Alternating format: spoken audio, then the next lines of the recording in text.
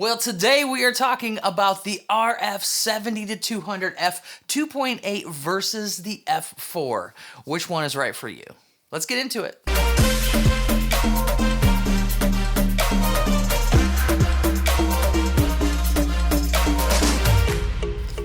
Well, hey, what's up? My name is Tony, and I'm glad you're watching the video. If you're not familiar with me, I do a lot of wedding videos. I do a lot of family portraits. I'm pretty much split right down the middle with photo and video. And so a really versatile lens that covers a lot of different range is really important for me.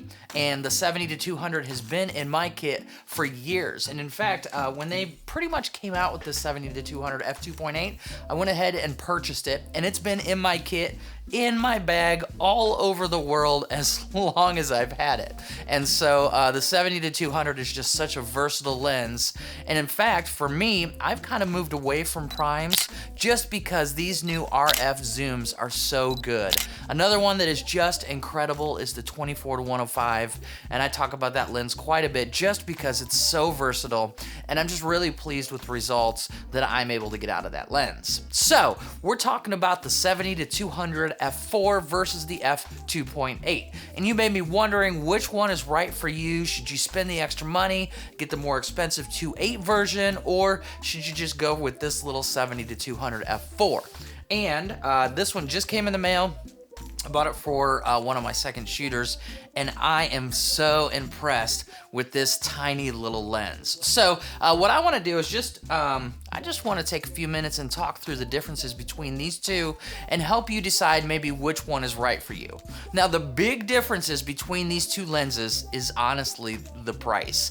This one is $2,800. $2,800. That's a lot of money for a lens, especially if you're just a hobbyist. Maybe you're just getting started. Do you really need to spend that much money on a lens? Or could you go with the f4 version, which still has image stabilization, still has that same range, still has the high quality glass, but it's only $1,600. So we're talking a big difference there in price. So that's really the biggest difference between these two, at least for me. So the 70-200 f2.8 obviously is gonna give you a little bit better low light performance. So if you shoot in dark ceremonies, or if you shoot a lot in like dark places where you need that extra stop of light, that could be beneficial. But hear me out. The f4, even though you lose a stop of light, still can get you really great results. And the reason why is that a lot of these RF mount cameras are just incredible in low light. So right now we're shooting on the R5 with the f1.8 STM. Nothing fancy. I've got a window light here, and I've got just a little bit of a fill light over here. And that's basically all the light I'm using. Now, and I'm just shooting in a bedroom, let's be honest, nothing fancy. And I feel like these cameras handle really well. If we're talking about in a low lit, dark, reception hall for a wedding venue, I am okay with pushing these cameras to 10,000 ISO. I'm okay with 12.8 sometimes for video. And in fact, same for photos. I accidentally shot on the R5. Don't tell them this, but I shot an entire family portrait at 8,000 ISO. So I had my shutter just cranked. I had just finished a wedding. I think I maybe done like a Friday wedding, and then a Saturday wedding, and then a Sunday family portrait. And I was just exhausted, and somehow my camera got bumped up to 8,000. And so then I just cranked up my shutter, and so I shot the entire family portrait, and I went back and looked at it. I was like, wow, I can use every single one of these photos still. So don't be afraid to push the ISO on your cameras. That said, the f4 is a very capable lens, even in lower light situations.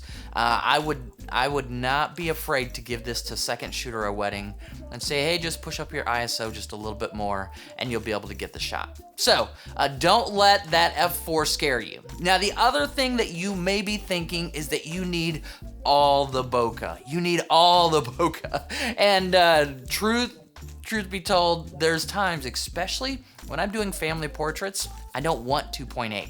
If you've got more than 2 people in that photo and you're shooting at 2.8, there's a good chance that one of them is gonna be blurry. So I'll bump it up to 4 anyways, and then I'm back with this tiny little guy. If you've got multiple people, you have a whole family in there, you're gonna be higher than f4. And so don't feel like you can't get good bokeh with the smaller, cheaper version, because you can. You can get exceptional bokeh with it. All you have to do is know how to use your gear.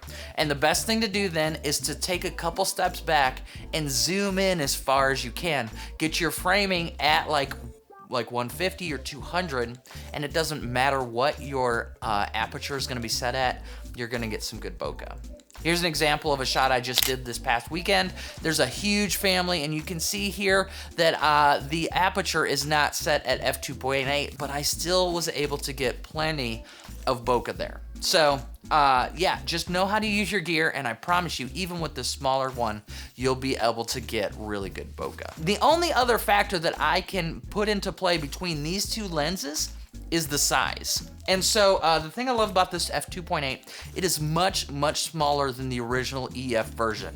I could never really take it with me because it took up a whole like lane in my Peak Design bag. With this one, I can actually set it in vertically and just kind of set it down right next to a camera. So I'll keep my 70-200 like this, and then my R5 or R6 with the 24-105 right next to it. And that takes up a whole row in my Peak Design bag, which I just always have with me then. So I love that setup. This one, even smaller, it takes up even less space. And this is about the same size. Here, let me grab the 24-105 and I'll show you.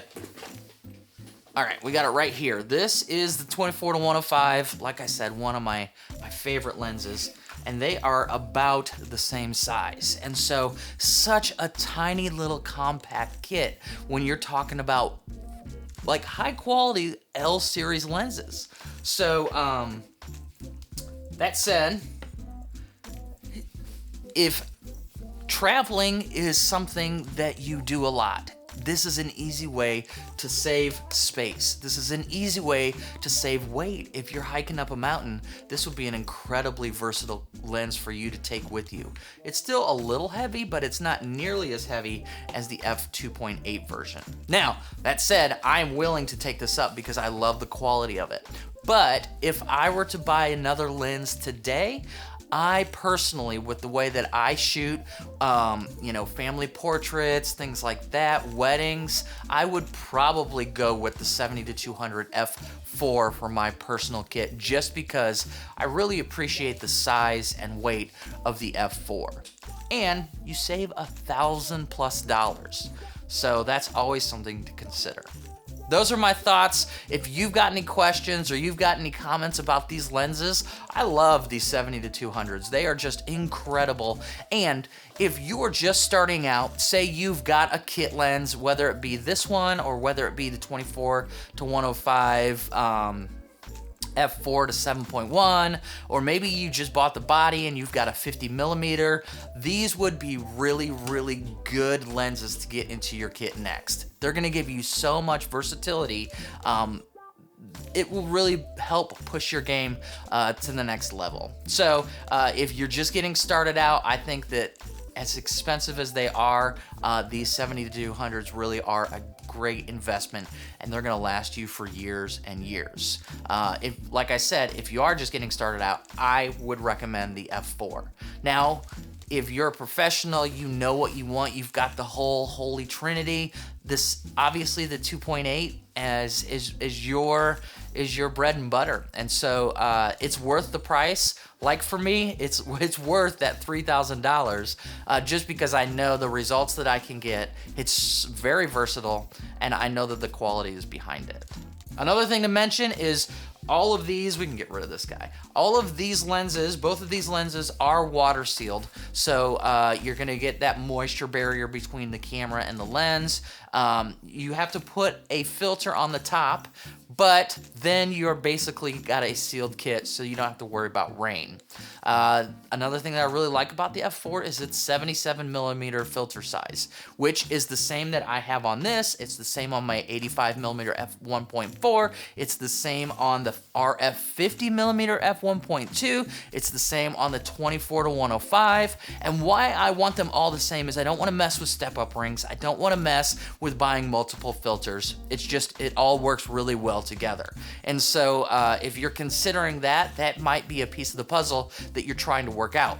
The filter size works with the 77mm, which I really appreciate.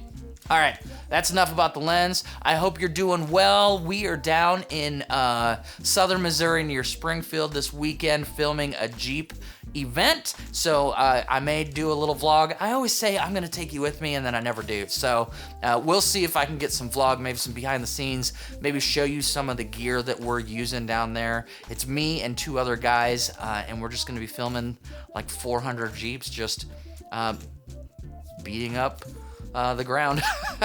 So it's always a good time, and that's a fun video that I typically post on this channel. So if I don't hear from you on the comments section, make sure to subscribe if you haven't already, but please have a good weekend. We'll see you soon.